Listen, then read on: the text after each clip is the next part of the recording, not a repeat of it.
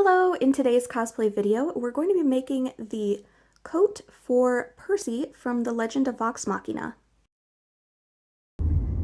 To make Percy's coat, I'm going to be using this pattern from CosPayton. I'll put a link in the description box below. This is my first time using one of their patterns, and it is a bit different from digital patterns that I've used in the past. So you do still have to print it out, but instead of having individual pages, what you receive is a PDF of the entire pattern, and then you have to split it up using Adobe Acrobat. So that means that all of the pieces don't have numbers on them, and they also don't have any sort of grid for lining it up. So you do have to kind of use your best judgment to put things together. One thing I do want to mention is that there is a test square on here for making sure that everything is sized correctly. However, none of the instructions for printing out the pattern mention this, and I wish they did because it's important to print this out first to make sure everything is sized correctly before printing out all of the pages. And thankfully, when I printed everything out, it was correct, but if it wasn't, then I would have wasted all of this paper. Now that Percy's pattern has been assembled, it's time to start cutting out the fabric. For Percy's coat, I'm going to be using two different stretch twills, a darker, thinner one for the lining and a thicker, lighter blue for the outer part. One thing I wanted to point out when cutting out the fabric is that the pattern pieces do not have grain lines on them. So in my case, my fabric has a bit of a stretch to it, and it stretches more going this way than it does going this way. So I want the stretch to go across the body. So that's the way I am aligning my pattern pieces. I cut along the lines of the trim placement on the pattern and laid that on top of my fabric so then I could trace out and transfer the location. I then sewed on some gold trim. I decided to do this loop instead of having it just be straight across. That way the raw edges could be hidden in the seam since this likes to shred a lot. It probably would be a bit more uniform if I hand sewed it on instead of machine sewing, but I'm not super worried about it. And having this little loop at the end means that we'll have a nice, easy place for attaching the button. Sew the coat front pieces to the coat side front pieces. Along the side seams, I should point out that the notches don't completely match up if you're following along at home. Sew each of the back pieces to the side back pieces. Sew the two back pieces together along the center back seam. Sew the jacket front to the jacket back along the shoulder seams and along the side seams. Repeat this process with the jacket lining pieces. Cut the collar pieces out of the outer fabric and putting right sides together, we're going to sew them together along the notched sides. Putting right sides together and matching notches, we're going to sew the lower collar and upper collar pieces together. Repeat this process with the lining fabric.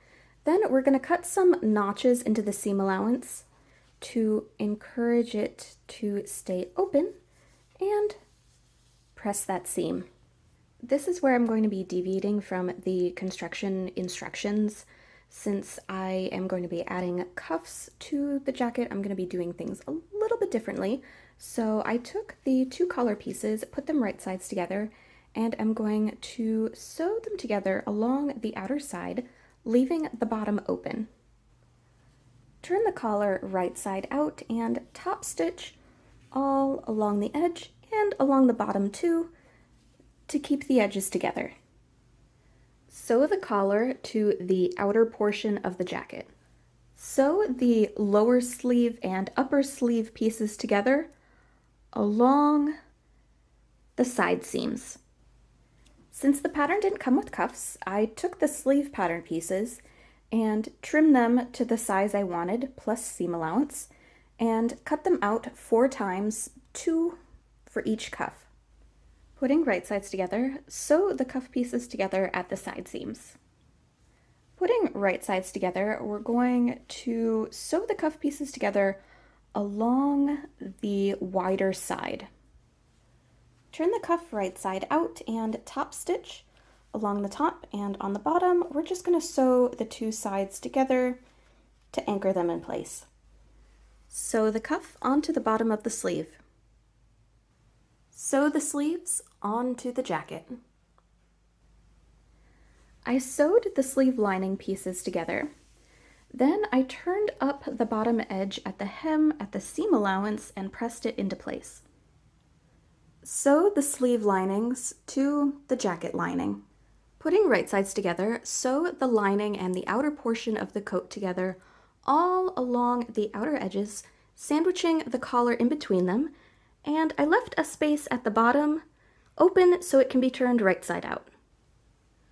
Turn the coat right side out and top stitch all along the entire outer edge of the coat, and that's going to help keep everything in place and will also close the hole from earlier.